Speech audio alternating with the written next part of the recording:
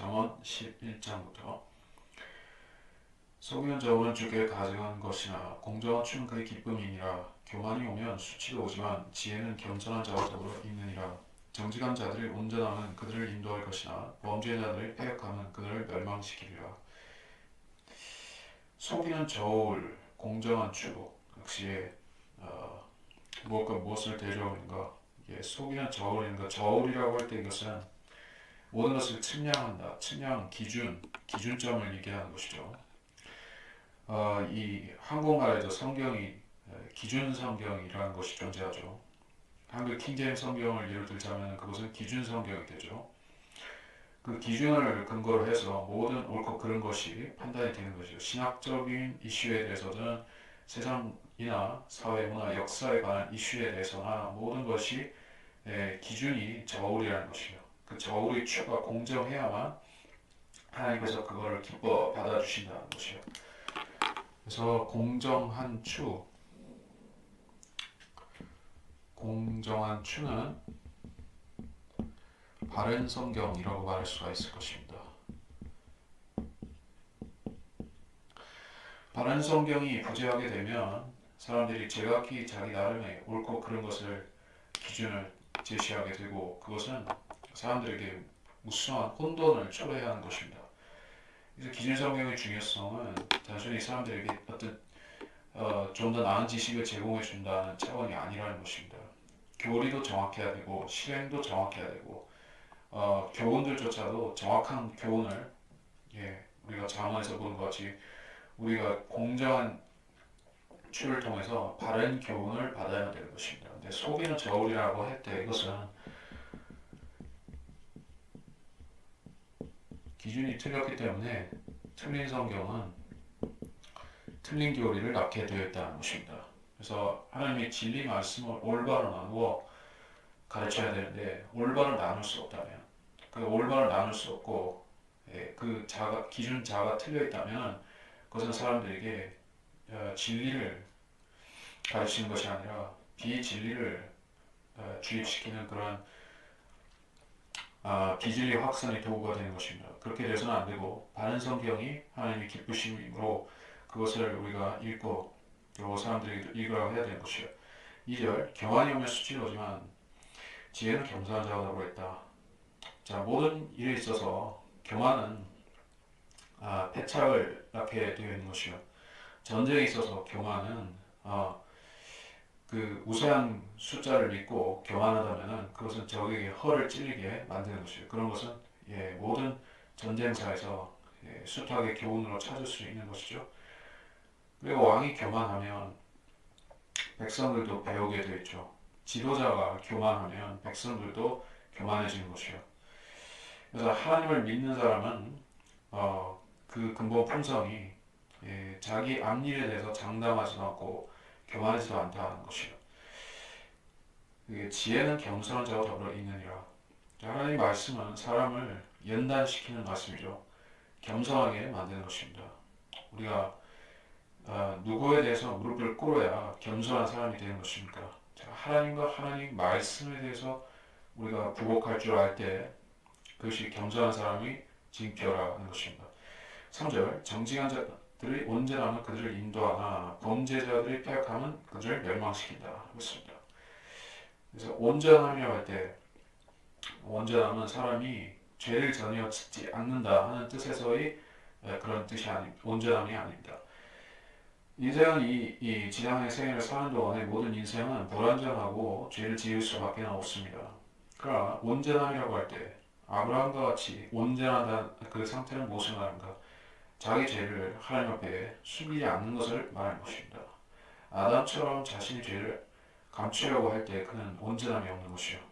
그러니까 정직한 자들, 자기가 어떤 사람인지 죄인이라는 것에 대해서 가감없이 하나님 앞에 보여드리고 또 사람들 앞에서 자기가 마치 의인인 것 같이 거짓말하는 사람이 아니라 정직하게 자기가 어떤 죄인인지를 밝힐 수 있는 사람, 그리고 회개한 죄인으로서 하나님과 사람 앞에서 떳떳하게 말하고 떳떳하게 행동하는 사람이 바로 정직한 자들의 온전함, 여기에 해당이 되는 것입니다.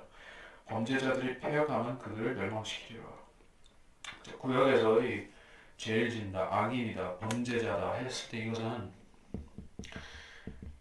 구체적인 죄상을 얘기를 하는 것입니다.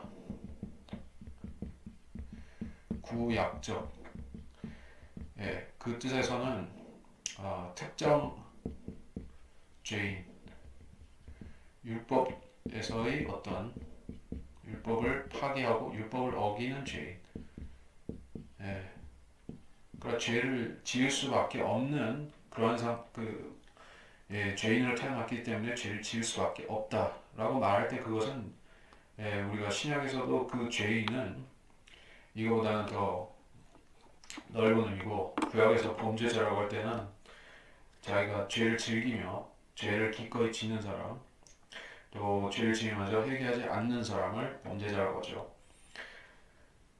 자, 그리스도인들이 아닌 에, 죄를 즐기며 즐겨 짓는 그 사람들의 폐역함은 그들을 멸망시키리라. 그들은 교만한 자들이고 또 그들은 부정직한 자들이다 하는 뜻이죠. 4절 재물은 진노의 날에 유익하지 않나 의인은 죽음에서 구해냅니다. 정직한 재물은 진노의 날에 유익하지 않다. 지난 시간에도 재물은 사람을 구속할 수 없고 재물은 사람을 혼을 구원시킬 수 없다 하는 제가 그 얘기를 그 얘기가 아니라 지난 시간에 했던 것은 15절에서 10장 15절에서 부자의 재물은 그의 견고한 성읍이요 가난한 자들의 패망은 그들의 빈궁이니라 는 말씀했었죠. 그래서 그 현상이다 이렇게 얘기했습니다. 그 현상이고 4절에서의 재물은 진노의 날에 유익하지 않나 의인은 죽음에서 구해내느니라. 여기서 재물이 진노의 날에 유익하지 않다는 것은 환란의 그 교리에 가까운 얘기죠. 그러니까 환란이라고 할 때 이것은 대환란이라고 할 때 부자는 안 되고 가난한 자 천국.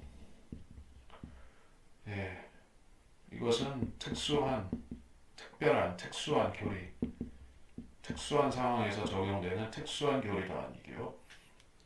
자, 그렇다고 해서 지금 이 시대 부자가 되라는 얘기는 아니지만 부자가 되기를 힘쓰라는 얘기는 아니지만 지금 이 시대는 부자라고 해서 더 구원에서 멀리 있고 가난한 자라고 해서 구원을 더 쉽게 받고 그런 시대는 전혀 아니죠. 물론 그런 시대는 어디에도 없습니다. 부자라고 해서 특혜를 받는 것도 아니고 부자라고 해서 손해를 보는 것도 아닙니다. 그 사람이 마음을 정직하게 먹고 회개를 하면 예수 그리스도를 영접하면 그 구원이 되는 것이죠. 그 사람이 구원을 받는 것이지 가진 것이 많고 적고 소유에 따라서 달라지는 것은 없습니다. 그런 사람 마음에서 어떻게 결정을 하느냐에 따라서 마음을 여느냐 회개를 하느냐에 따라서 결정되는 것이므로 재물은 상관이 없습니다. 그러나 상관이 있는 경우가 바로 대환란인 것이요. 대환란 때는 진노의 날이죠. 하나님께서 이 땅에 나팔 재앙들, 호리병 재앙들 그런 진노를 퍼부으시는 그런 심판의 날이죠. 그 날에 재물이 많다면 그것은 그 사람에게 있어서는 구원받기에 장애의 요인이 될 수가 있는 것이요. 그 재물이 그를 망칠 수가 있다는 것입니다. 내가 짐승의 표를 받고 또 적그리스도의 형상에 경배하게 되기 때문에 그 재물이 발목을 잡을 수 있다. 그러나 의인은 죽음에서 구해내느니라. 그러니까 지금 우리가 믿고 의지해서 우리가 구원에 이르는 그 의, 예수 그리스도를 믿음으로 얻는 의, 자, 그것은 우리한테 적용되는 교리지만 여기서 의인은 죽음에서 구해내느니라. 실질적으로 대환란 때 그 사람들이 짐승의 표를 받지 않고 짐승의 형상에 절을 하지 않고 또 불의한 부자가 되기보다는 의로운 가난한 자가 되기를 택하고 그런 자기 행실로서 증명하는 즉 모세의 계명들을 따르는 그 율법의 의까지를 얘기하는 것이요. 그래서 그것은 그 사람이 죽음, 육신적인 죽음, 영적인 죽음에서부터 구해낼 수 있을 것이다. 5절 완전한 자의 의인은 그의 길을 바르게 할 것이나 악인은 자신의 악으로 인하여 넘어지리라. 정직한 자들의 의는 그들을 구할 것이나 범죄자들은 자기들의 악에 붙잡히리라. 완전한 자, 아까도 온전한 자인데 완전한 자의 의인이라고 했어요. 모든 사람은 완전한 의인은 없습니다. 그러나 하나님께서 구약 시대에 완전하다, 온전하다 이렇게 인정하신 특수한 몇몇 사람들이 있죠. 노아, 다니엘, 욥 그러한 사람들은 온전한 사람으로 인정을 받았습니다. 근데 왜 온전하고 완전하다고 인정을 받는 것인가? 그들의 행실이 증명하고 있는 것이요. 그의 길을 바르게 한다. 그들의 행위를 살피고 온전하게 유지한다는 것이요. 그래서 끊임없이 회개를 하고 끊임없이 자기 행실을 고치는 사람들이었던 것입니다. 그러면 그 시대에 하나님께서 그 사람의 의를 인정해 주시고 그들을 의인들로 간주해 주셔서 아브라함의 품에 넣어 주셨던 것이요. 그들은 구약시대의 악인들과 같은 취급받지 않고 그리스도께서 오실 때 구원받기로 예정된 채로 무덤으로 갔던 것입니다. 범죄자들은 자기들의 악에 붙잡히리라. 10절에 악한 사람이 죽을 때 그의 기대는 멸망할 것이요 불의한 자들의 소망은 멸망하느니라. 그래서 악한 자들이 기대하는 것, 불의한 자들이 소망하는 것이 무엇일까요? 그들은 자기가 자기 자손들을 위해서 재물을 상속해 주기를 원하죠. 권력자는 자기 권력을 물려주기를 바라고 재물이 많은 구원받지 못한 부자들은 자기 재물을 후손에게 상속시키기를 원하죠. 그리고 명예를 추구한 사람들도 마찬가지로 다 물려주기를 원합니다. 그러나 그들의 기대는 하나님께서 주신 그 소망이 아니라는 것입니다. 하나님께서 하늘에서 성도들에게 주시는 소망은 육신의 또 세상이 주는 소망과 다른 것이죠. 격이 다르고 위치가 다르고 성격이 틀리다는 것이죠. 우리가 받는 소망은 첫째로 부활의 소망이죠. 부활이 없다면 우리의 소망은 헛된 것입니다. 고린도전서에 가면 부활이 없으면 우리 믿음도 헛것입니다. 그 두 번째 우리에게 주시는 소망은 내가 너희를 위해 하늘의 저택들을 너희 위해 저택을 예비한다라고 말씀하셨던 대로 우리에게 영원한 집이 기다리고 있다는 그 소망인 것입니다. 새 예루살렘의 소망이죠. 그리고 세 번째 소망은 우리가 땅에서 그리스도를 위해서 수고하고 짐진 채로 복음을 위해서 헌신하고 그리스도를 위해서 자기 삶을 바쳐드리면 그 결과로서 받는 하늘에서 받을 5가지 그리스도의 심판석의 멸관상이 있죠. 자, 그런 종류의 상들은 우리의 기대를 우리 이 지상에서 기대하는 것, 그런 소망과 격이 틀리다는 것이죠. 그러나 불의한 자들은 하늘에 소망이 없고 그들의 소망은 땅에서 잠시 있다 끝나는 소망이다.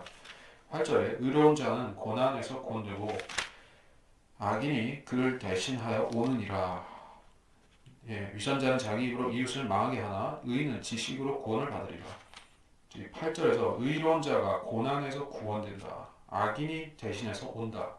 이것은 흡사 교회가 휴거되고 적그리스도가 나타나는 상황과 유사한 부분이 있죠.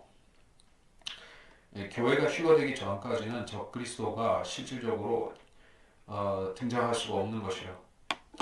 물론 데살로니가후서 2장에서는 그와 상반된 것 같이 보이는 즉 그 멸망의 아들이 나타나야 되는 것 같이 보이지만은 그건 지금 설명하지는 않겠습니다. 그러나 어쨌든 교회가 휴거되어야지 적그리스도가 등장하고 흰말탄 자 적그리스도가 등장하고 7년 환란이 그제서야 시작이 될 수 있는 것이지 그 전에는 없는 것이요.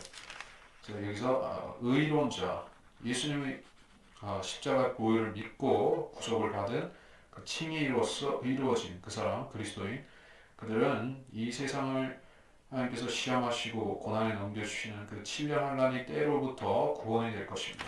그리고 악인 즉 적그리스도가 교회를 대신해서 이 세상에 도래할 것이다. 9절 위선자는 자기 입으로 이웃을 망하게 하고 의인은 지식으로 구원을 받으리라. 이 위선자가 그렇게 한다는 것은 의심이 여지가 없지만 의인은 무엇으로 구원을 받는다고요? 의인은 지식으로 구원을 받으리라. 여기서 지식이라고 했을 때 성경에서 말씀하는 게 지식이라고 하는 것은 두 가지 부류가 있죠. 그야말로 인간의 육적 또는 혼적 지식이 있을 것입니다. 자, 이 육적인 지식, 혼적인 지식을 습득하기 위해서는 교육제도를 통해서 사람은 그것을 습득하는 것이요.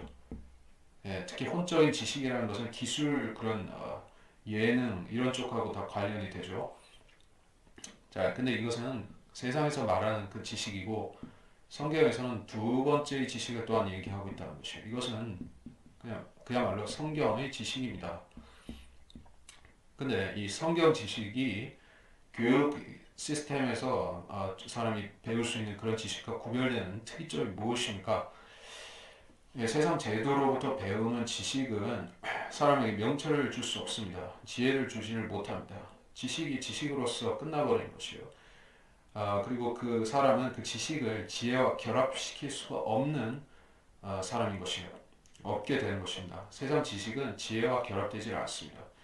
지혜라는 것은 삶을 어떻게 살아야 되는가, 내 삶의 목적, 내 삶의 방향을 어떻게 잡고 살아갈 것인가 하는 것을 깨치는 것이 그것이 성경적이고 영적인 지식인 것이에요.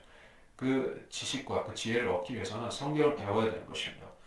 그래서 그러한 지식, 성경을 아는 지식은 결국 그 사람이 구원을 이룰 수 있는 수단이 되죠. 그러나 지식만으로 구원을 이룬다는 것은 아닙니다. 여기서 말씀하는 지식은 지식 플러스 회개 또는 or 결단. 내가 이 지식대로 내가 지금 이 성경에서 말씀하시는 이런 지식들을 배웠는데 이것대로 내가 살아야겠다. 이것대로 내가 내 삶을 바꿔야겠다. 여기서 말씀하신 대로 내가 뭔가를 바꿔야겠다 하는 그런 행위라든지 결단이라든지 그런 부분이 결합이 된 지식을 말하는 것이에요. 그냥 단순히 머리로 암기하고 무슨 암기 과목 암기하듯이 그런 지식을 말하는 것이 아니다. 이게 성경을 암송을 많이 한다고 해서 그런 지식이 나온 것이 아니고 또 성경을 통독한다고 해서 단순히 믿지 않고 그냥 읽는다고 해서 지식이 우러나는 것도 아닙니다. 여기서 말씀하는 지식은 그런 지식이 아니고 결단과 믿음을 포함한 지식인 것이에요. 그렇게 되지 못한다고 하면 머리에서 맴도는 지식이라고 하면 그것은 이 육적인 지식인데 이것은 소위 말해 구원파에서 예수 그리스도에 대해서 어떤 지식을 가져라 그러면 구원을 받는다 하는 얘기와 같은 것이요. 그 사람들은 예수 그리스도에 대해서 알려고 하죠. 지식으로서. 그러나 믿으려고 하지는 않는 것이요. 믿어야 할 지점에서 지식으로 끝나버린 것입니다. 믿어야 한다는데 지식으로 한다고 하는 것은 즉 결단을 미룬다는 뜻인 것입니다. 모든 사람에게 있어서는 이제 예수 그리스도를 알았으면 어떤 행동을 취해야 된다. 회개를 해야 되고 믿어야 된다. 결단해야 된다는 그 부분이 당면인 것입니다. 과제로서 오는 것입니다. 그렇게 하지 않으면 그 사람은 중립 상태에 있는 것이나 마찬가지고 곧 이어서 불신으로 미끄러져 떨어지는 것이요. 믿음의 결단이 없으면 지식은 아무 소용이 없습니다. 10절 의로운 자가 잘되면 성읍이 즐거워하며 악인이 패망하며 외침이 있느니라. 성읍이 즐거워하며 자 그래서 그리스도인들을 우대하고 복음 전파자들을 못 살게 하지 않는 그런 괴롭히지 않는 그러한 국가, 그러한 도성, 그러한 사회는 복된 사회인 것입니다. 그래서 그리스도인들에게 그들의 전파할 수 있는 복음과 진리를 전파할 수 있는 권리를 박해하지 않는 사람들 그런 사회는 하나님께서 복 주시는 것이요. 그래서 미국이라는 나라가 달리 축복받는 것이 아니라 복음 전파하는 사람들 이렇게 박해한다거나 하지 않았기 때문에 그 미국이라는 국가가 수백 년 동안 하나님이 복 주셨던 것이요. 이 복음 전파에 대해서 해방을 놓는다고 하면 미국도 망하는 것입니다. 뭐 중국이라든지 러시아라든지 뭐 세계 미국을 픽잡할 수 있는 그러한 그 슈퍼 파워들이 몇 개 있다고 하지만은 그런 나라들은 절대 복음에 있어서 자기들이 그 전폭적인 자유를 보장하지 않기 때문에 하나님께서 그들을 높이지 않는 것이요 수치스럽게 만들어 버리는 것입니다. 그리고 그야말로 야비하고 무자비하게 복음을 박해하는 사회들, 그런 나라들, 이란이라든지 북한이라든지 이런 나라들 있죠. 그런 데는 하나님께서 저주를 퍼부으신 것이요. 자, 이거는 진짜 의로운 자가 잘 되면 성읍이 즐거워하고, 그래서 복음 전파가 왕성하게 되고 필라델피아 시대 같이 이 세계 복음이 전파되는 시대는 하나님께서 그 복음 전파의 여정에 있는 사람들, 과정에 있는 그런 국가와 민족들에 대해서도 복을 주신 것이요.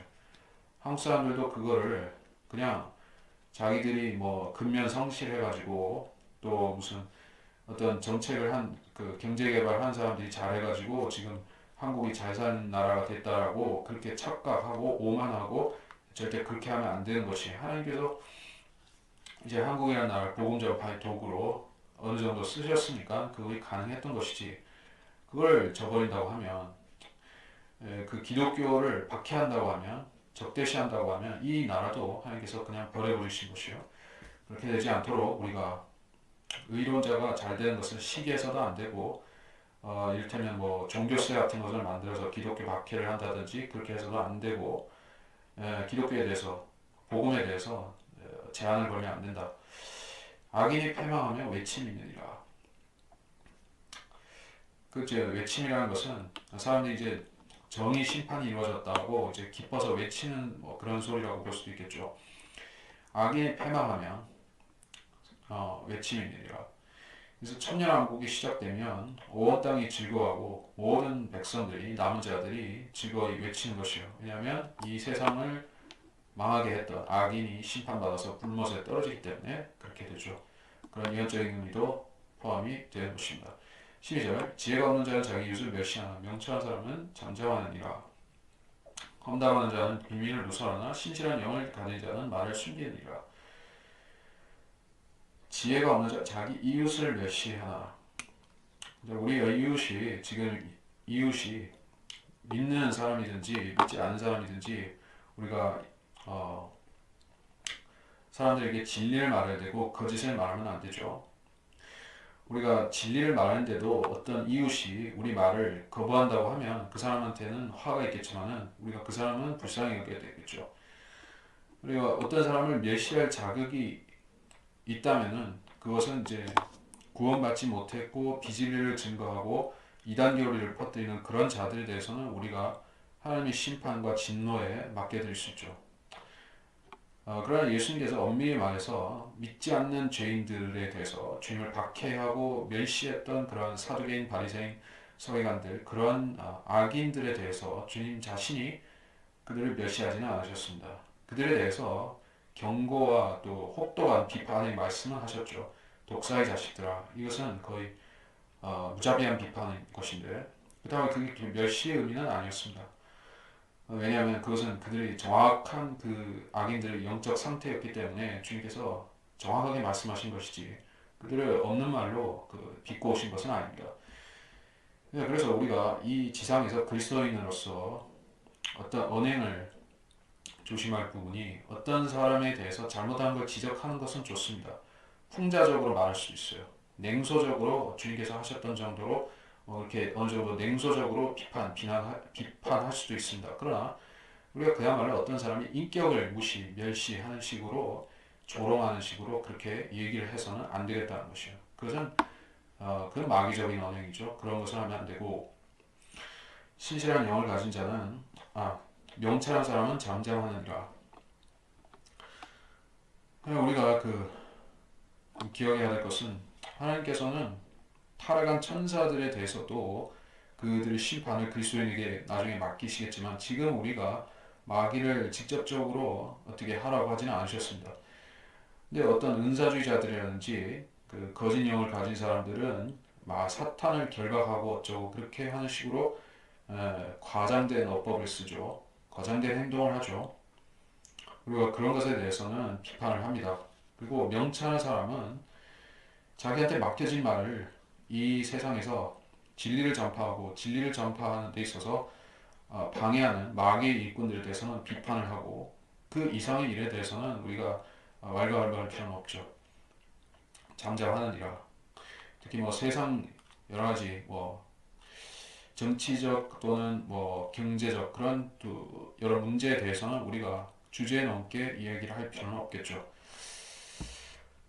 13절 험담하는 자는 비밀을 누설하나 신실한 영을 가진 자는 말을 숨기느니라. 험담하는 자는 비밀을 누설하나.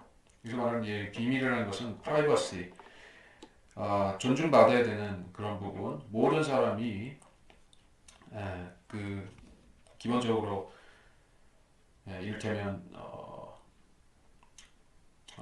침실 안에서 있는 일은 다른 사람들한테 비난받을 필요가 없다. 이게 민주사회에서는 누구나 그렇게 프라이버시를 얘기하는 것이요. 그러니까 그런 것이 존중되지 않았던 시대도 있었죠. 독재 국가나 공산 국가나 그런 데서는 그야말로 그 사람이 일거수일투족 24시간 사생활 영역이 전부 다 노출이 되죠. 도청, 도감청이 되고 또 밀고가 되고 그렇게 되죠. 그 파시즘이나 공산주의 사회에서는 사생활이라는 것이 존재하지를 않습니다. 그러나 민주사회가 좋은 점 한 가지는 이 프라이버시 영역이 그래도 보장이 된다. 그렇기 때문에 복음 전파도 방해를 안 받는 것이요. 그러나 험담하는 자는 비밀을 누설합니다. 비밀을 누설하는 사람들은 결국에 독재적인 성향, 자기 휘하에 사람들을 집어넣고 마음대로 휘두르기를 바라는 사람들이 그렇게 하는 것이요. 그래서 나한테 비밀을 좀 알려주라. 다른 사람들이 비밀을 고하라. 그러면 너희 그 허물은 사해주겠노라. 이런 식으로 KGB라든지 또는 뭐 독재 정권의 기구들이 그렇게 사람들을 매수를 하죠. 일제시대에도 그렇게 밀고자들이 있었고, 자, 그렇게 하는 사람들은 아, 그 비밀을 누설하는 사람들입니다. 그 신부들 고해성사를 받죠. 고해성사를 받으면 사람들은 마음 놓고 그 사람한테 가서 비밀을 누설하죠. 남의 이야기도 하고 자기 이야기도 하고 그렇게 하면 다 보장이 될 것 같지만은 비밀 보장이 될 것 같지만은 그 남말은 새가 듣고 반말은 쥐가 듣는다. 예, 비밀이란 것 세상에 없다 하는 것이요. 그 누설된 것들은 전부 다 아, 악한 목적에 쓸 수가 있는 것이요. 신실한 영을 가진 자는 말을 숨기느니라. 신실한 영, 그 사람의 정신적인 부분을 얘기한 것이요. 그 사람의 성품, 그 사람의 영이라는 것은 그 사람의 기질, 성품 그런 쪽을 얘기를 하는 것이요.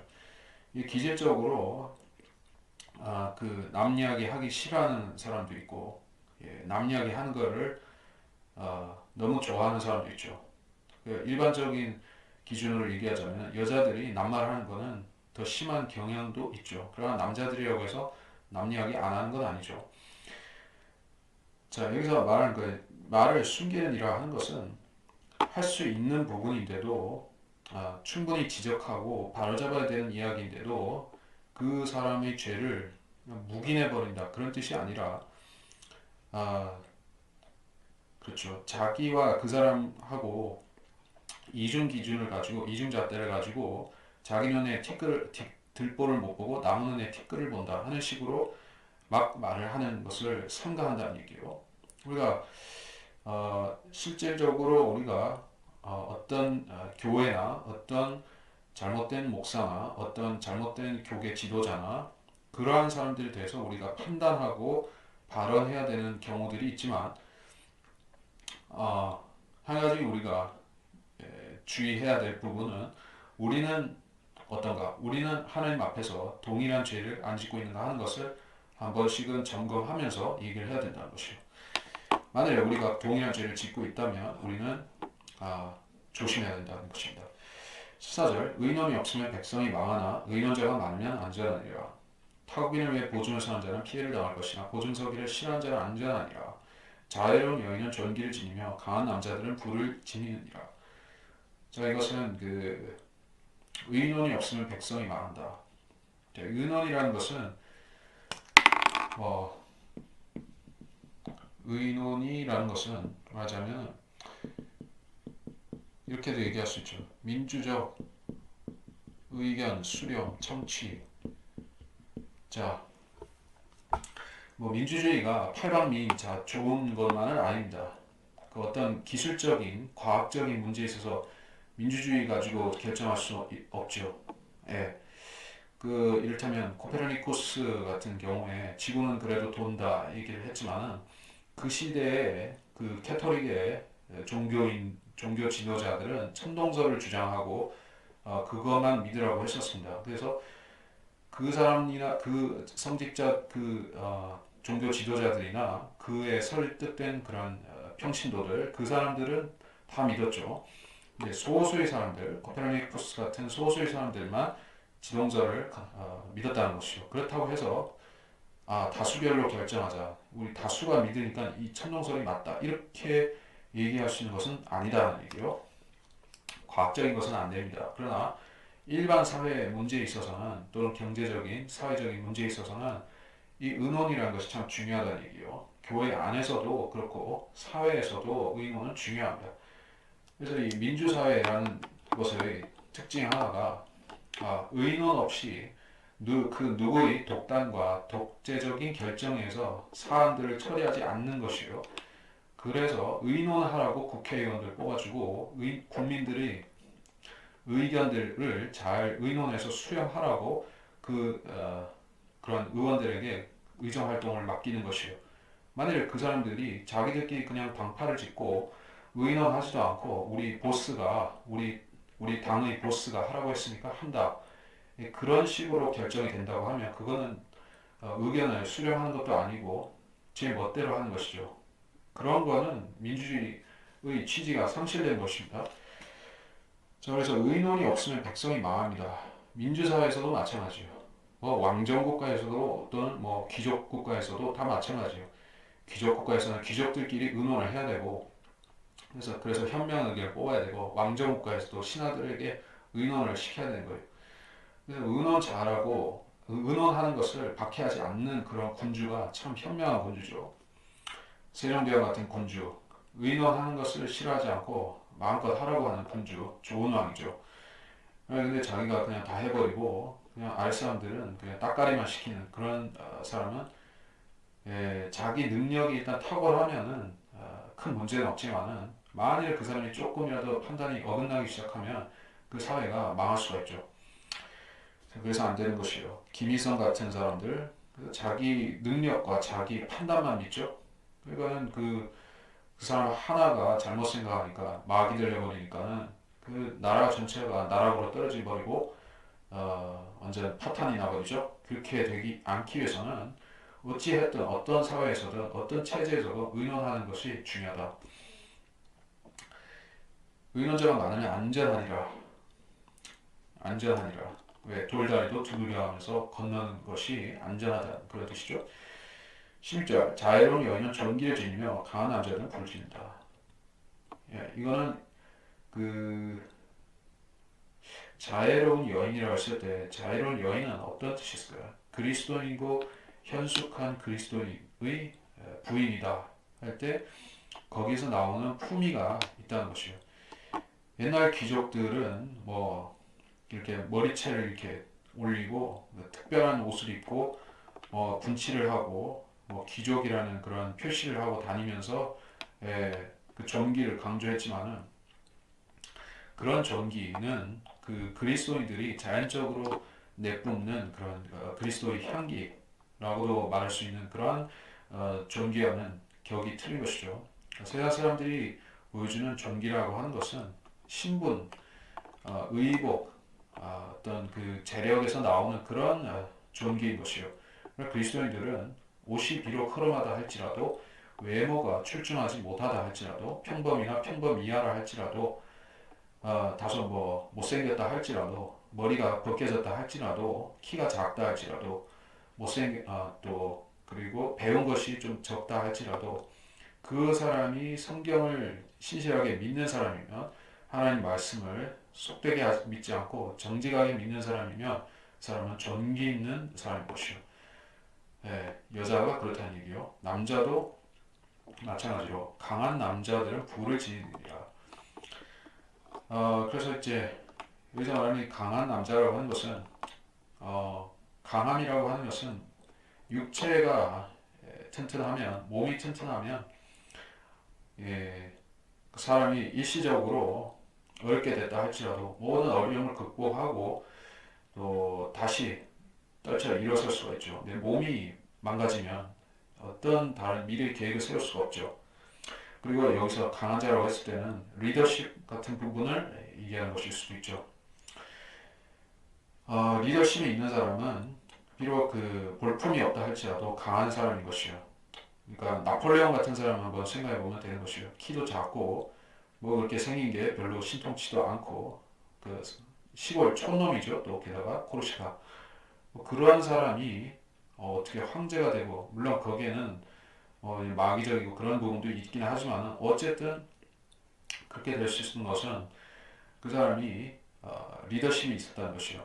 다른 사람들을 규합할 수 있는 조정하고 규합하고 이끌 수 있는 그런 리더십이 있었기 때문에 가능하죠. 그런 사람들은 자기가 노력해서 부자가 되려고 하지 않아도 사람들이 그 밑에 자연히 둥지를 틀고 모여들기 때문에 그 사람들 밑에를 거느리게 되기 때문에 부가 쌓이게 되겠죠. 그러니까 이건 역시 세상 일반적인 원칙을 얘기하는 것입니다. 하나님께서 그 사람들을 축복하셔서 부를 지닌다 이렇게 한 건 아니고 아, 세상 사람들이 그렇다는 얘기죠. 17절 자비로운 사람은 자기 혼의 선을 행하나 잔인한 자는 자기 육체에 해를 끼치느니라. 악인은 속이는 일을 하나 의를 뿌리는 자에게는 확실한 상이 있느니라. 여기서 자비로운 사람은 자기 혼의 선을 행한다. 어떻게 혼의 선을 행한다는 것은 이상 구원과 관련된 것이죠.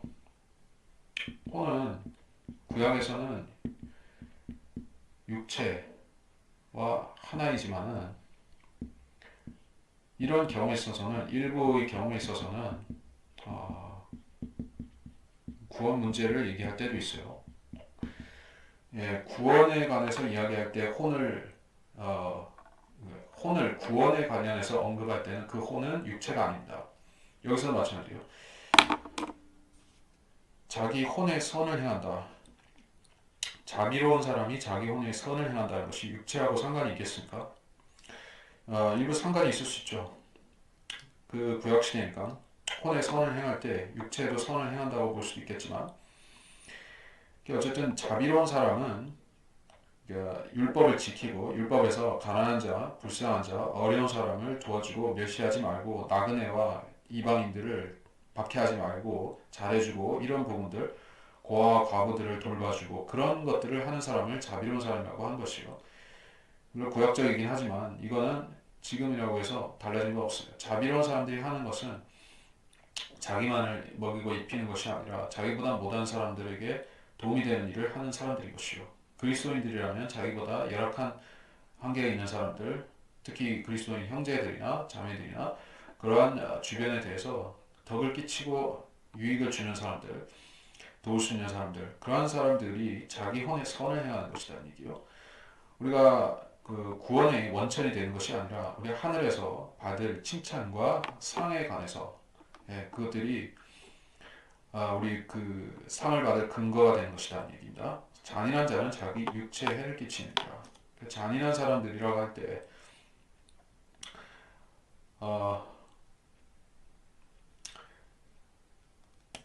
여기서 잔인한 사람이 육체에 해를 끼친다고 할 때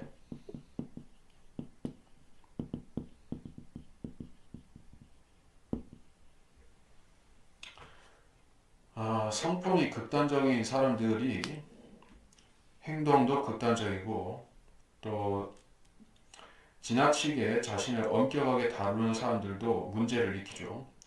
그러니까 그 금욕적으로 사는 것이 전부 다 잘못됐다는 것은 아닌 것입니다. 예, 욕망을 절제하고 사는 것은 좋은 일입니다. 그런데 그것에 지나쳐서 자기 학대를 하는 사람들도 있습니다. 예, 그런 사람들이 이제 수도원이나 수녀원에 가면 있죠. 더러는 개신교의 기도원에 가도 자기 학대를 하는 사람들도 있습니다. 그래서 욕망을 절제하지 못해서 육체에 그렇게 하는 거예요. 근데 그리스도인들에게는 그런 일 하라고 왜 주님께서 안 하셨겠습니까?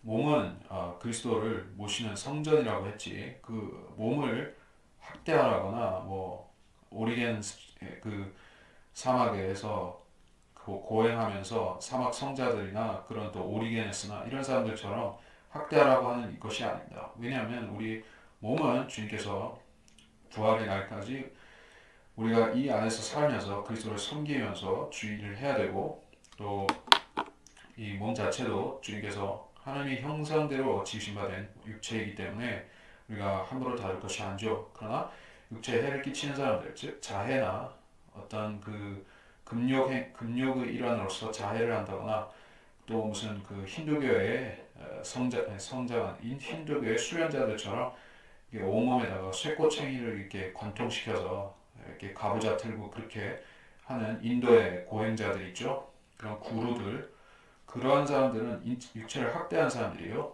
그 사람들은 마귀가 들인 것입니다. 그러면 자기 육체를 망하게 만드는 것이 지옥으로 가는 지름길인 것을 모르고 그렇게 하고 있는 것이에요. 구원받은 성도들은 우리 육체가 구원의 여부하고는 상관이 없지만은 이 주님 오실 때까지 온전한 모습으로 주님을 만나기를 소망하기 때문에 우리가 이 육체를 버리려고 하지는 않습니다. 잘 간직하고 있어야 된다. 18절, 악인은 속이는 일을 하나 의를 뿌리는 자에게는 확신한 상이 있느니라. 그가 생명에 이르는 것 같이 악을 추구한 자는 사망에 이르느니라. 비뚤어진 마음을 가진 자들은 주께 가증하나 행위가 정직한 자들은 그의 기쁨이니라. 악인은 손에 손을 잡을지라도 벌을 면치 못할 것이나 의로운 자의 씨는 구원을 받으리라. 예, 악인은 속이는 일을 하나 거짓 교사들은 성경을 비꼬아서 성경을 가지고 사람들을 넘어뜨리고 속이는 일을 하죠. 의를 뿌리는 자들, 그 하나님 말씀을 뿌리고 사람들의 마음에 복음의 씨를 뿌리는 구령자들, 복음 전도자들, 선교사들, 그러한 사람들은 상을 기대하고 하는 것입니다. 이제 구령이라는 것은 우리가 이게 단순히 사람들에게 설득시키는 일이 아니라 그 사람 마음밭에 하나님 말씀의 씨를 뿌리는 일인 것이요. 뭐 무형적이지만 이건 확실히 사람들이 마음에 심겨지는 씨인 것입니다. 하나님 말씀은 생명력이 있고 활동력이 있고 해서 그 사람 마음에 심겨졌을 때 확실한 구원의 열매를 맺게 되는 것입니다. 심겨지는 것이 문제지 심겨지느냐 심겨지지 못하느냐 하는 그것이 관건이지, 일단 심겨졌으면 이제 열매를 맺는 것은 명약관화한 것입니다. 그렇게 하는 사람들에게는 상이 있습니다. 고령자의 상이 있습니다. 19절, 의가 생명에 이르는 같이 악을 추구하는 자는 사망에 이르다. 악을 추구하는 자는 사망에 이르리라. 추구한다는 것은 그 사람의 목표로, 그 사람 삶의 지론으로, 자기 1번 목표로 추구하는 것을 얘기하는 것이요. 그러니까 삶의 모토가 무엇인가를 자신에게 물어볼 필요가 있다는 것이요. 내가 내 삶을 무엇에다 기초하고 무엇을 모토로 해서 내가 살아가는가. 내 삶을 움직이고 내 삶을 견인하는 원동력이 하나님 말씀, 한글 킹제임스 성경, 그런 하나님의 말씀으로 되어지는가, 아니면은 그냥 살기 위해서 사는 것인가, 아니면 심지어 다른 사람들에게 해를 끼치는 재미를 느끼면서 살려고 하는가, 다른 사람들을 해코지하는 재미, 다른 사람들을 못되게 만드는 넘어뜨리는 재미, 실족시키는 재미로 사는 사람은 아닌가, 자신 안에 어떤 놀부가 있지 않은가 하는 것을 우리가 성경으로 검증하고 자기 안에 도사리고 있는 그러한 그 놀부 같은 인간성을 쫓아내야 된다는 것입니다. 그렇게 하면 하나님께서 행위가 정직한 사람들로 우리를 인정해 주신다는 얘기예요. 비뚤어진 마음을 가진 자들은 주께 가증하나 행위가 정직한 자들은 그의 기쁨이니라. 21절, 악인은 손에 손을 잡을지라도 벌을 면치 못한다고 했는데, 여기서 말씀드린 손에 손을 잡는다 했을 때 이것은 두루 연대가 이루어진다 하는 뜻일 것입니다. 손에 손을 잡는다는 것은 여러 사람과 여러 족속들과 여러 왕들과 그런 연맹, 동맹이 이루어지는 것을 이야기를 하고 있습니다. 벌을 면치 못할 것이나, 이 자들은 악인이라는 것이 되는데요. 그 악인들이 자기들이 받을 벌을 최소화시키고 싶어서 어떤 책임을 전가하고 싶어서 연합을 맺습니다. 그러니까 인간들이, 죄인들이 연합을 맺는 이유가 무엇이냐? 그러니까 그리스도 안에서 성도들이 연합하는 것은 제외하고 그리스도인의 연합, 이것은 주님께서 성령을 통해서 자연스레 이루어 주시는 부분입니다. 그리스도인들은 누가 인위적으로 우리는 합쳐야 된다, 우리는 하나가 되어야 됩니다, 우리는 일치단결해야 됩니다. 뭉치면 살고 흩어지면 죽습니다. 그리스도인은 하나로 되어야 됩니다. 뭐 이렇게 사정 해가지고 하나가 되는 게 아니에요. 자, 그리스도인들은 각기 자기 겉모습은 조금씩 다를 수 있습니다.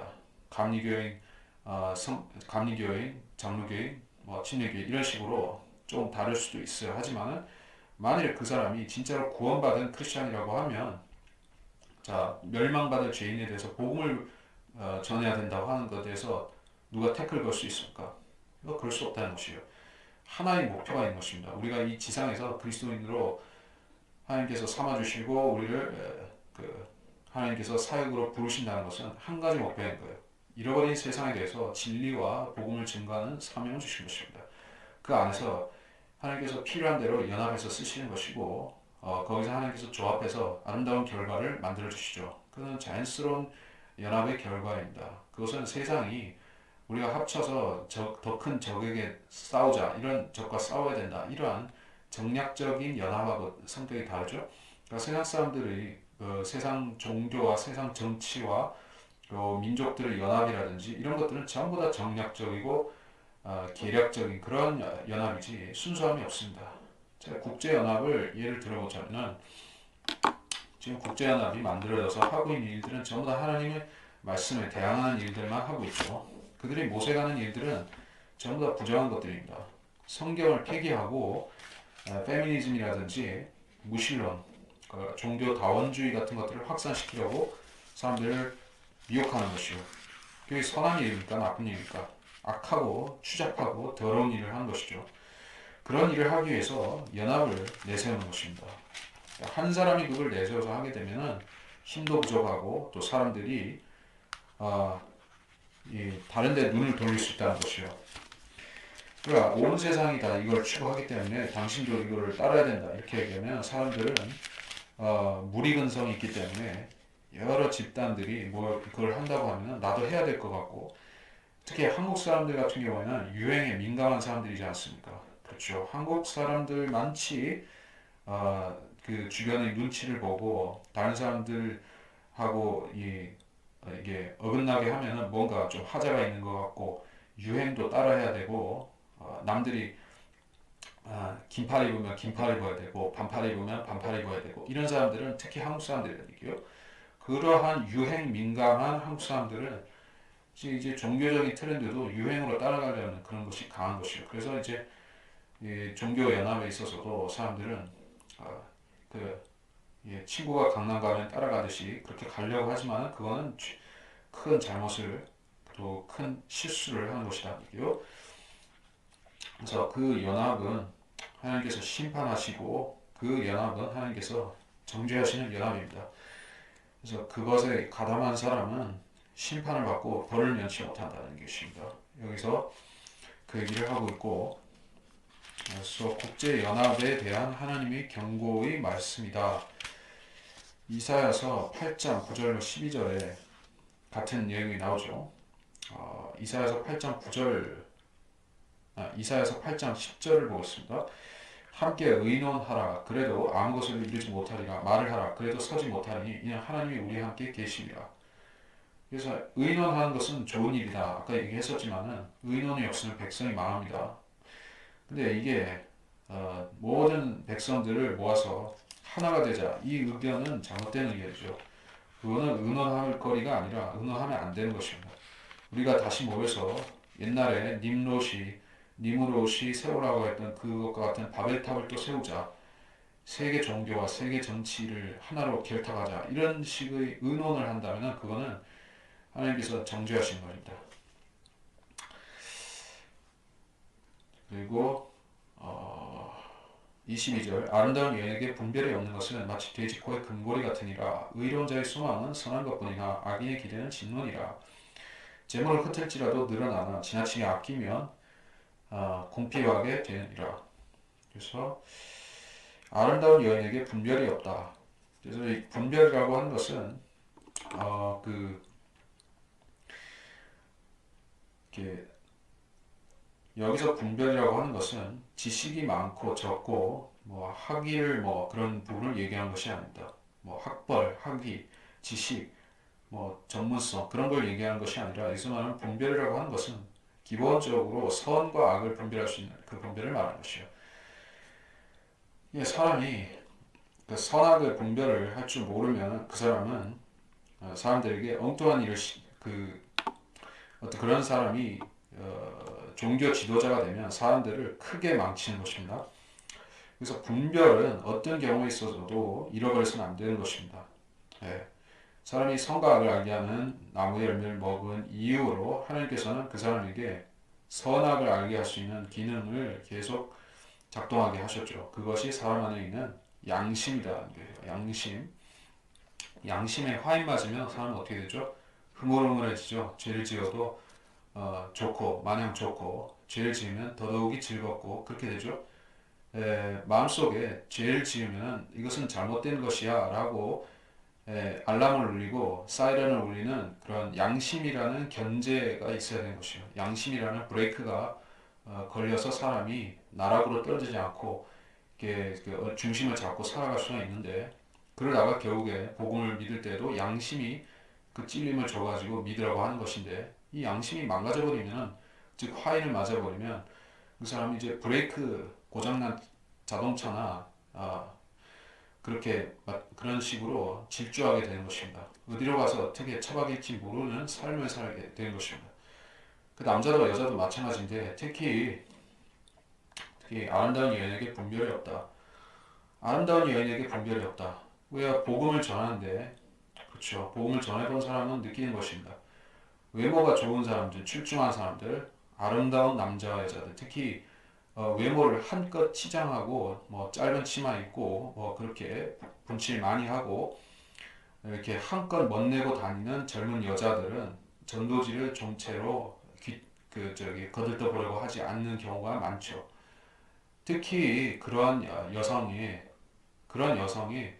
친구하고 같이 이렇게 동성이든지 그런 친구하고 같이 다니면은 더더욱이 멀리하죠. 왜냐하면은 복음을 믿는 것은 험벌해지는 것이요, 자기를 낮추는 것입니다. 예, 자기가 보통 이하로 내려서는 것이요. 자기가 죄인이라는 걸 시인하는 것은 그야말로 자기가 이제 별 볼 일 없는 사람이다.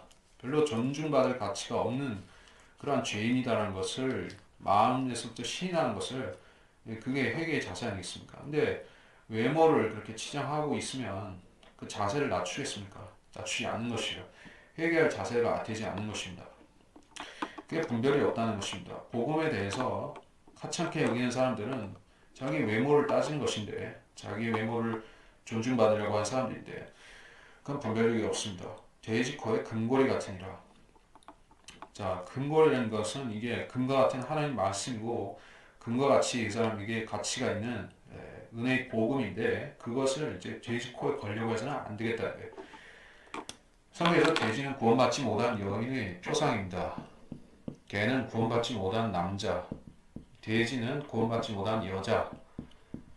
기본적인 의미가 상징에서 그렇게 쓰이고 있습니다. 그래서 돼지는 그녀의 진창에 가서 뒹굴고 씻고 진창에서 뒹굴고 개는 자기가 토한 곳으로 돌아간다라고 베드로 사도가 이야기했던 것도 결국에 실질적인 개와 돼지라는 것이 아니라 그러한 남자와 그러한 여자들을 얘기한 것. 그래서 이게 돼지라고 했을 때 성품이 변화받았으면 성도가 돼야 되는데 변화가 안 됐으니까 예수님을 구주로 안 믿었으니까 계속 돼지가 돼지로 남아있는 것이요. 이 사람이 겉에는 아무리 미스코리아 같이 그런 아름다운 외모가 씌워져 있다 할지라도 그 속을 들여다보면 돼지 한 마리가 있는 것이요. 그런 여자들이 얼마나 많이 있겠습니까? 헐리우드에 그런 돼지들로 이루어진 축사가 얼마나 많이 있겠어요. 그리고 한국의 충무로에도 그런 돼지떼들이 얼마나 많이 있겠습니까? 또 여의도나 MBC나 SBS나 뭐 KBS나 그런 방송국에도 그야말로 외모만 화려하게 단장한 돼지들이 꿀꿀거리고 돌아다니고 있을 것이요. 그들이 복음을 받아들여야지 성품이 변화가는데 거기다가 이제 무슨 그 사람들 자부심을 세워주는 가짜 복음을 전한다고 해서 성품이 변화되지 않죠. 금고리를 억지로 걸어보려고 해도 그러니까 십자가를 억지로 그 사람한테 믿으라고 해도 안 되는 것이요. 먼저 거듭나야 되는 것입니다. 믿고 거듭나야 되는 것이요. 23절 위로자의 소망은 선한 것뿐이나 악인의 기대는 진노니라. 우리의 소망, 몸의 부활, 하늘의 집, 천년 왕국, 그리스도의 심판석, 멸류관 이런 것들은 선한 소망이죠. 그리스도의 재림을 소망하는 것은 우리가 선한 소망을 우리가 중심에 간직하는 것이죠. 악인의 기대는 진노니라. 마찬가지입니다. 손에 손을 잡고 그 사람들이 추구하는 세계 단일 종교, 세계 단일 국가, 이거는 선한 일이 아니죠. 악인의 기대는 하나님의 진노를 낳습니다. 24절 재물을 흩을지라도 늘어나나 지나치게 아끼면 공핍하게 되느니라. 관대한 자는 풍족하게 되리니 물을 주는 자는 자기 자신도 물을 받게 되리라. 재물은 흩을지라도 늘어난다. 이게 무슨 말일까요? 흩는다는 것은 주님께서 달란트 비유에서 그렇게 말씀하셨죠. 그 달란트를 수건에 싸가지고 이게 투자하지 않고 묻어놓은 그런 게으르고 악한 종에게 주님께서 너가 이거 한 거를 심판한다고 하시는 말씀이 왜 심판한다고 하셨습니까? 너가 그렇게 한 것은 내가 준 재능을 낭비한 것이다. 그렇게 한 것이고 원금을 이자와 함께 받게 하였으리라. 마태복음 25장 27절에서 그렇다면 내가 마땅히 내 돈을 환전상에 맡겨서 내가 돌아왔을 때 내가 원금을 이자와 함께 받게 해야 했으리라.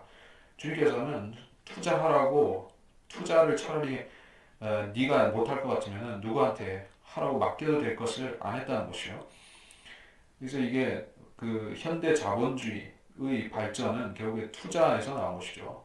옛날 같은 사회에서는 그 부자들은 금고에다가 이렇게 재물을 막 쌓아놓고 그렇게 지냈죠. 농경 사회였던 조선 같은 사회에서도 이게 그 재화가 좀처럼 유통이 잘 안 되니까 이게 그 재물을 쌓아놓으려고 했지 그런 어떤 은행이라든지 이런 식으로 투자가 이루어지질 않았죠. 근데 금융이 발전하고 자본주의가 생기면서 이제 사람들은 투자라는 것이 있구나. 이게 부라는 것은 그냥 쌓아놓는다고 해서 늘어나는 것이 아니다. 이게 투자를 해야 된다. 뭐 주식이라든지 현물 투자라든지 어쨌든지 투자가 사람들이 부를 증식한다는 그걸 알게 됐습니다.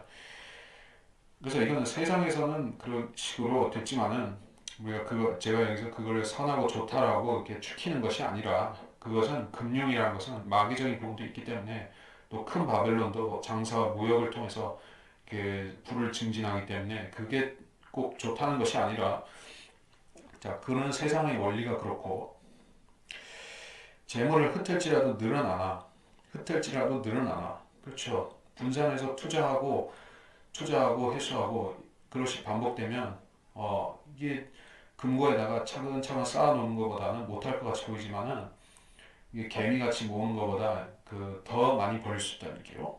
세상의 원리입니다. 지나치게 아끼면 공평하게 되느니라. 자손한테 물려주겠다고 이렇게 꼬깃꼬깃 모아놓는다고 해서 재물이 느는 것은 아니다는 얘기요. 지나치게 아끼면 그야말로 자린고비처럼 그렇게 아끼면 스크루지처럼 아끼면 그 사람이 부유해지는 것이 아니다는 얘기요. 25절 관대한 자는 풍족하게 된다. 물을 주는 자는 자신도 물을 받게 되리라. 그러니까 이 세상에서 그러니까 다른 사람만 혜택을 주는 원리는 없다는 것입니다. 관대한 자는 풍족하게 되리니. 그러니까 일반적으로 말해서 가난한 사람을 도와주는 이유가 순전히 이타적인 목적만 있는 것은 아니죠. 그러니까 세상에 무슨 불의이웃을 돕고 하는 사람들이 꼭 순수한 의도만을 하는 것은 아니죠. 그렇게 함으로써 어떤 무형적인 축복이 자기한테 임한다라고 믿는 사람도 있을 것이고 또 국가로부터 어떤 보상을 받을 수 있다는 기대도 할 수 있고 어떤 세금 환급을 받을 수 있다 이런 것도 있고 여러 가지가 있죠. 근데 세상사의 원리라는 것이 항상 주기만 하고 받는 것은 없다. 이런 게 없습니다. give and take가 모든 매사에 어느 정도 적용이 되는 것입니다. 그래서 남한테 좋은 일을 하는 거야 나한테도 좋은 일이다. 사람들은 그렇게 생각합니다. 그래서 여기서 관대한 자는 풍족하게 되리니 그러니까 주변에 베푸는 사람들은 사람들이 다른 사람들로부터 존경을 받죠. 존경을 받고 또 그 사람이 어떤 설령 어떤 그 사람이 파산을 해서 이렇게 남의 신세를 지게 된다 할지라도 그런 주변에 덕을 많이 쌓아놨으면 어디 가서 이렇게 아쉬운 소리 덜하고 살 수도 있죠. 도움을 받을 수가 있죠. 그런 뜻에서 풍족하게 되니 물을 주는 자는 자신도 물을 받게 되리라. 예, 자기 밭에만 물을 댄다. 그게 뭡니까? 아전인수죠. 그 아전인수라는 말은 어떤 논리적인 왜곡을 얘기할 때 아전인수라고 하죠. 자기 밭에 물대기. 예, 그러지 말라는 것이요. 남의 논리도 이게 존중해 주면서 얘기를 하면 자기 논리도 서는 것이요.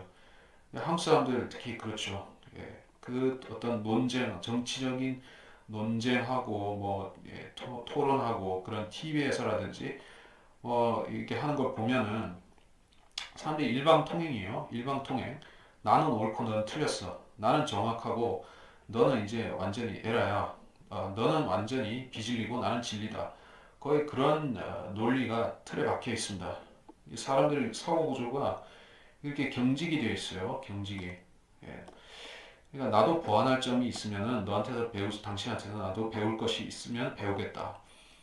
당신도 그렇게 해줬으면 좋겠다. 이런 식의 생산적인 토론이 없고 대부분은 하나의 교리를 논하는 것 같이 교리는 틀리면 안 되고 예, O 아니면 X죠. 예, 성경의 교리는 OX죠. 중간이 없습니다. 세모가 없습니다. 성경 교리는 틀렸거나 맞았거나 둘 중 하나예요.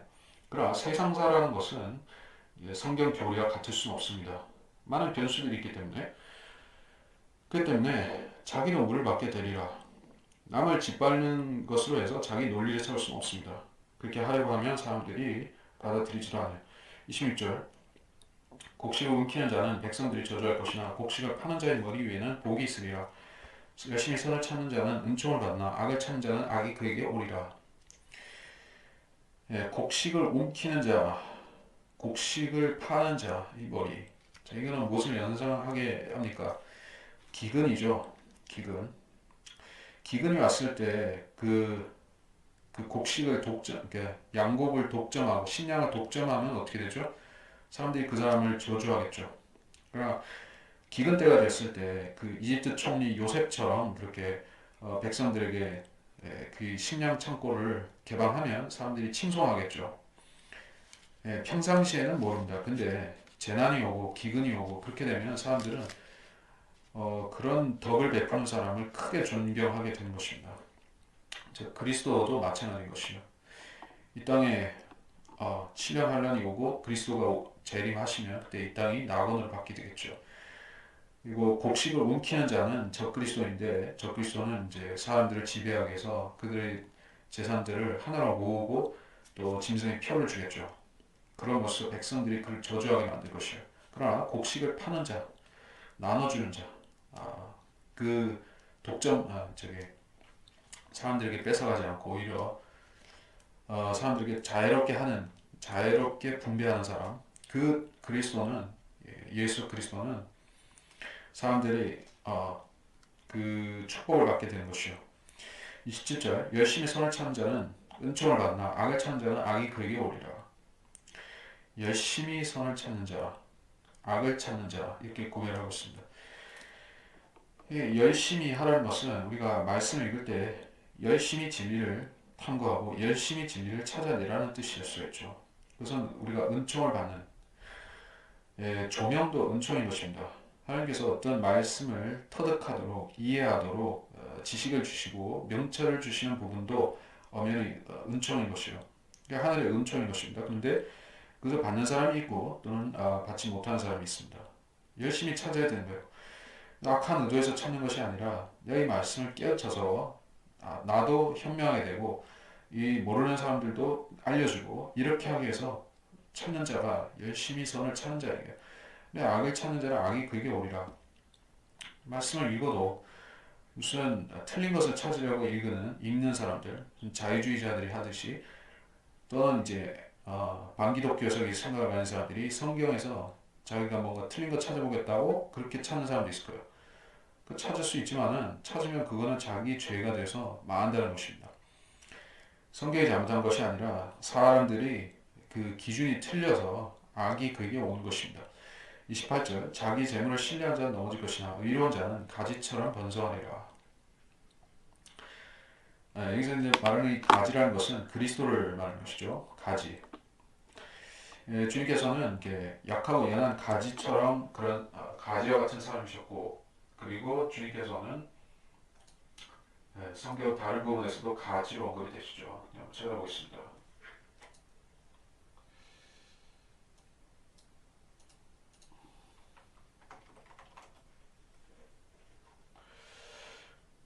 이사야서 11장 1절 이새 줄기에서 한 싹이 나며 그의 뿌리들에서 한 가지가 날 것이라 한 가지가 자랄 것이라. 그리고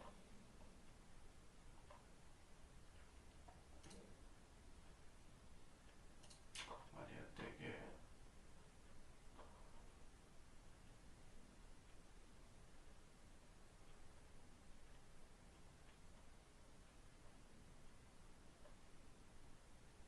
이게 안 나오나? 의로운 자의 의로운 자는 가지처럼이라고 했습니다. 그래서 이게 그리스도를 가지를 가리키는 것이기 때문에 이 새의 뿌리에서 나는 가지 그리스도이기 때문에 의로운 자는 예수 그리스도께서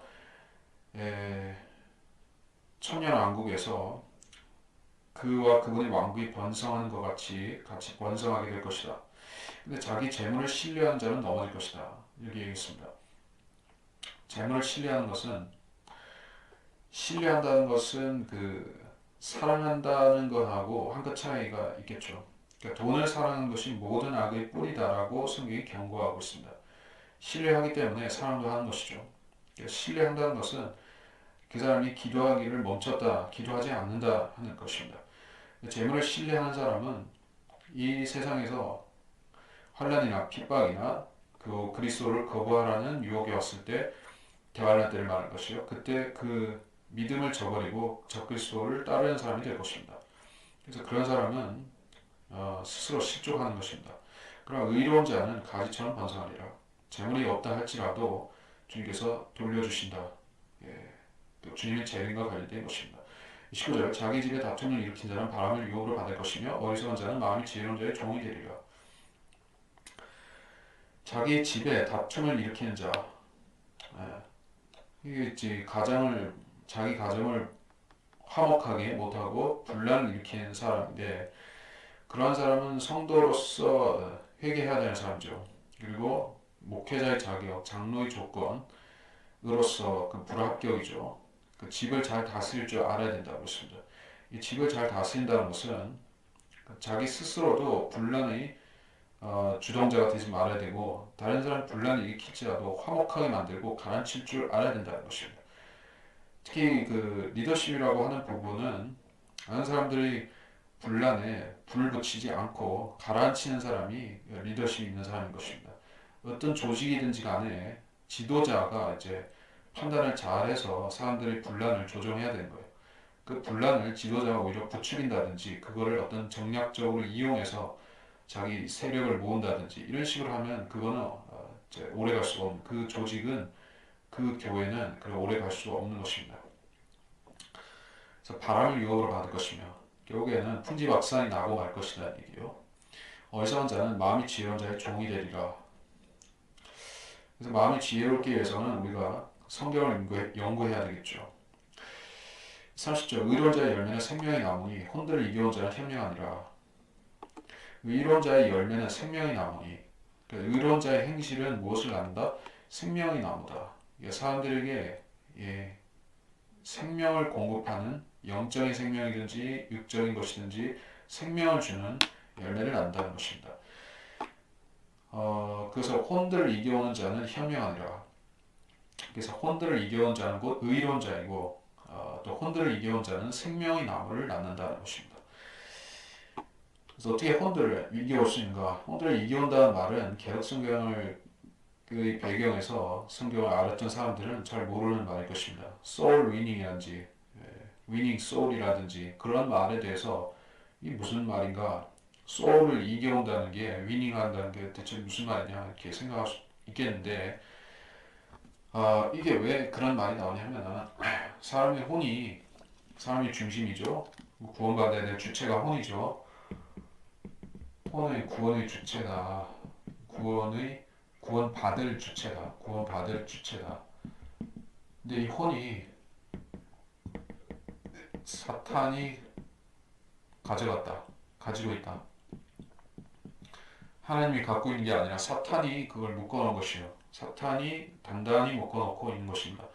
이 세상 사람들이 사탄의 권세 아래, 실질적으로 사탄의 권세 아래 있는데 그것은 그 사람들의 혼들이 다 사탄의 술수와 거짓말과 속임수와 사탄의 그러한 그 미끼들에 걸려서 꼼짝달싹 못하게 되어 있다는 것이에요. 사람들을 어떻게 구원시킬 수가 있습니까? 그 혼들을 자유롭게 만들어줘야지 그 사람들이 예수 그리스도 안에 들어올 수가 있죠. 그 사슬에서 사탄이 묶어놓은 사슬에서 풀어주기 위해서는 우리가 진리를 주고 하나님 말씀을 주고 진리로 너희를 자유케 하리라는 말씀대로 그들을 자유롭게 해줘야 되는 것입니다. 그렇게 하기 위해서 소울을 위닝해야 된다. 위닝 소울이라는 것은 사탄에게 잡혀있는 그들의 혼을 빼앗아서 하나님 편으로 가져온다는 것입니다. 이에 관련해서 우리가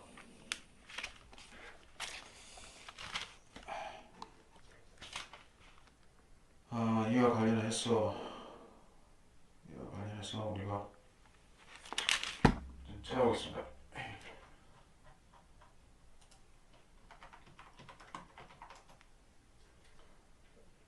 골로새서 1장 13절 그분께서 우리를 흑암의 권세로부터 구하여 내셔서 그분의 사랑하는 아들이 나라로 옮겨주셨으니 이제 흑암의 권세라고 씁니다.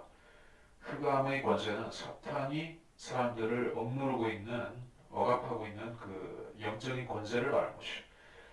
사람들이 복음에 대해서 정체 반응을 안 하고 무덤덤하고 무감각해지게 만드는 그러한 흑막을 얘기하게요. 그래서 흑암인 것입니다. 혼돈케 하고 분별력을 발휘를 못하게 하고 흐리멍텅한 상태로 사람들을 이렇게 묶어놓는 것. 그것이 이제 흑암의 권세예요. 그걸 깨버린 것이 하나님의 진리 말씀이죠. 복음의 성경 구절들이 그 흑암의 권세를 못 지는 것이요. 못 지는 것이 소울 위닝하는 것입니다. 이겨가지고 뺏어오는 거예요. 전쟁해가지고 적한테서 전리품을 뺏어오는 것이요. 그것이 소울 위닝입니다. 그래서 혼들을 이겨온다는 것은 소울 위닝한다는 것은 싸움에서 이렇게 적을 못 지르고 탈취물을 가져오는 그런 행위를 얘기해요. 그래서 소울 위닝이다. 소울 위너라 구령자라고 했을 때는 그 사람은 여기서 말씀했듯이 생명의 나무를 낳고 또 혼들을 이겨옴으로써 의로운 자로 인정받는 사람이에요. 또 현명한 사람이죠. 그래서 그 성경을 연구함으로써 우리가 구령자가 되는 것은 자연스러운 이행 과정인 것이요. 성경을 공부해서 성경만 공부하고 끝나는 경우는 그 공부가 뭔가가 잘못된 공부인 것이요. 그러니까 이렇게 실천 신학이라고 하는 말은 구령자한테 쓸 수 있는 말인 것이요.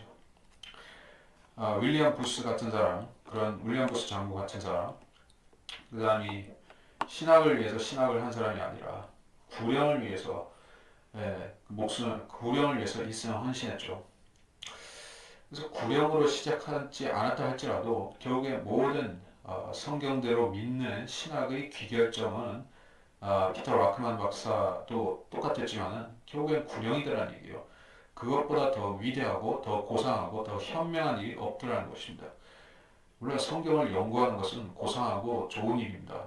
그러나 그 일 자체로 끝나는 것이 아니라 이제 열매로 얘기하자면은 그것은 구령이라는 얘기입니다. 그 사람이 그 사람이 며칠도 안 하고 그 사람이 다른 사람 만나지도 않고 이렇게 평생을 어떤 골방에서 성경만 연구한다. 이게 좋은 게 아니라는 얘기죠. 하나님의 말씀은 실천해야지 그게 그 사람한테 열매가 나오는 것이에요. 또 하나님께서 구령한 사람을 현명하다고 인정해 주시기 때문에 누구든지 하나님 앞에 인정받는 믿음이고 싶으면 구령자가 되어야 된다. 이렇게요. 31절 의로운 자도 땅에서 복을 받게 되니 악인과 죄인은 더하리라. 훨씬 더하리라. 의로운 자도 따라오겠어요. 의로운 자도 땅에서 복을 받게 되니 그래서 복음을 받게 된다라고 했을 때 물론 나쁜 의미에서의 복음도 있을 수 있습니다. 그러나 여기서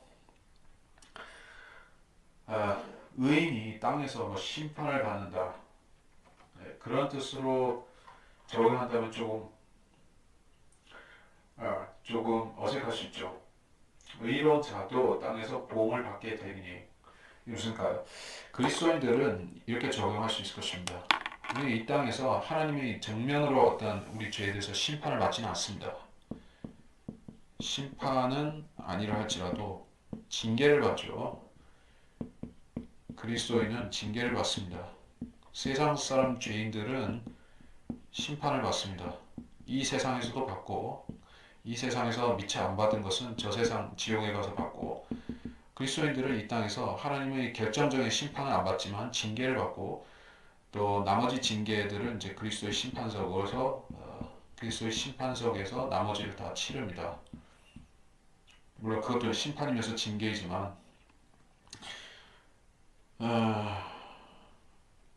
그래서 이 보응을 받는다는 것은 그리스도인이 이 땅에서 잘못한 그 부분은 털고 간다는 얘기죠. 하나님께서 대가를 치르게 하신다는 것입니다. 자기 구원받기 전에 지었던 잘못된 일들, 했던 잘못된 일들의 결과가 있을 수 있습니다. 어떤 사람이 가령 구원받기 전에 헤비 스모커였다. 그래서 아니면 술을 진탕 마셨다. 그렇게 했을 때 가령 이를테면 그 사람이 술독에 빠진 사람이었었다. 근데 회개해가지고 이제 성도가 되었다. 그러면 그 사람이 과거에 술 마시고 그렇게 이렇게 알코올릭해서 살았던 부분이 그 나머지 여생에 영향을 전혀 안 줄 수 있을까요? 영향을 줄 수 있는 것입니다. 뭐 암도 걸릴 수 있고, 뭐 알코올성 치매도 올 수가 있고, 기억력이 흐리흐리하는 그런 알코올성 치매 있죠. 그러니까 그리스도인이 돼서도 그럴 수 있다는 얘기예요.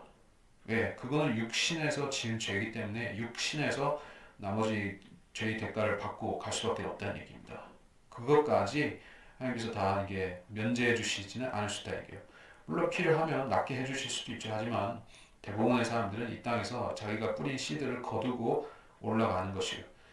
이게 성도들은 아는 진리고 성도가 되지 못한 사람들은 이게 하나님께서 어떤 부분까지는 케어해 주시고 어떤 부분은 이제 대가를 치르고 이런 걸 모르죠.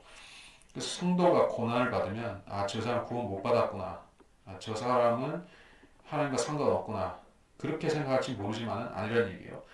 성도들도 에이즈 걸릴 수 있고 성도들도 무슨 각종 암도 걸릴 수 있고 다른 사람들이 실제로 잘못 살았던 부분도 있을 수가 있습니다. 생활 습관이 틀려서 그럴 수도 있어요. 유전병일 수도 있습니다. 예. 그리고 자기가 술, 담배를 막 찾았기 때문에 그게 결과로서 올 수도 있습니다. 회개하고 예수 믿었을지라도 자기가 그렇게 살았던 부분에 대해서는 대가 치고 가야 된다는 얘기예요. 하나님 불공평합니다. 저를 왜 이렇게 말할 수도 없습니다. 왜? 자기가 한 짓이 있기 때문에 인간은 그래야 할 수가 없다는 얘기예요. 그래서 의로운 자도 땅에서 보응을 받게 된다. 퍼펙트한 사람이 없기 때문이죠. 이 땅에서 아무리 의롭게 살았다 할지라도 뭐 털어서 먼지 안 나온 사람은 없죠. 예, 아브라함도 실수와 죄를 저질렀었죠. 그런데 하물며 의인들도 그렇게 되는데 악인과 죄인은 어떻게 되는가? 죄를 즐기면서 살았고 회개조차 아예 없었던 사람들은 어떻게 되는가? 땅에서도 받고 지옥에서도 받고 백보자 심판석에도 받고 그렇게 된다는 얘기예요. 훨씬 더하리라 했죠. 훨씬 더하리라. 하나님께서 일반적으로 의인들은 곱게 데려가시는데 악인들은 터프하게 데려가시죠. 자, 그 일반적으로 또 그렇다는 얘기예요. 성도들은 젠틀하게 다루시지만은 악인들은 주님께서 난폭하게 다루시죠. 예, 그냥 자기 하기 나름인 것입니다. 회개하기 전에 삶에 대해서 계속 반추하고 내가 잘못한 부분에 대해서 하나님께 털어놓고 회개하는 것은 좋은 것입니다. 그러나 내가 아무리 잘못 살았다 할지라도 지금 예수 그리스도 안에 있다면은 하나님께서는 나를 악인처럼 다루시지 않는다. 나의 그리스도인으로서 성도로서 하나님의 자녀로서의 존엄을 하나님께서 지켜주시리라. 내 생의 끝까지 내가 어떻게 불상사납지 않게 주님께서 내가 이 지상생에 살다가 주님께서 부르실 때 이렇게 불상사납지 않게 올라갈 수 있도록 나의 존엄성을 지켜주시리라. 이렇게 믿고 살아가는 것이요. 그리스도인이 하나님과 교제하면서 그러한 확신이 있다면 그 사람은 성도로서 바로 서 있는 것입니다. 그렇죠. 성도로서 그렇게 이를테면 신실한 성도가 평생 또 하나님 신실하게 믿다가 말년에 가서 가령 뭐 치매에 걸려가지고 막 벽에다 똥칠하면서 그렇게 살다가 가면 그게 좋겠습니까? 그러니까 성도로서의 존엄을 지켜주시는 것은 하나님의 몫인 것이에요. 근데 그거는 우리가 할 수 있는 게 아니라 하나님께서 지켜주신다. 그리고 악인이나 죄인들에 대해서는 하나님께서는 가차없다는 얘기입니다. 이 땅에서 그냥 애누리 없이 받아내시고 철저히 토해내게 만드신 것이다. 물론 죽어서는 지옥에 가서는 더 말할 것도 없지만 이제 그런 얘기입니다. 그래서 이번 시간은 여기서 마치도록 하겠습니다.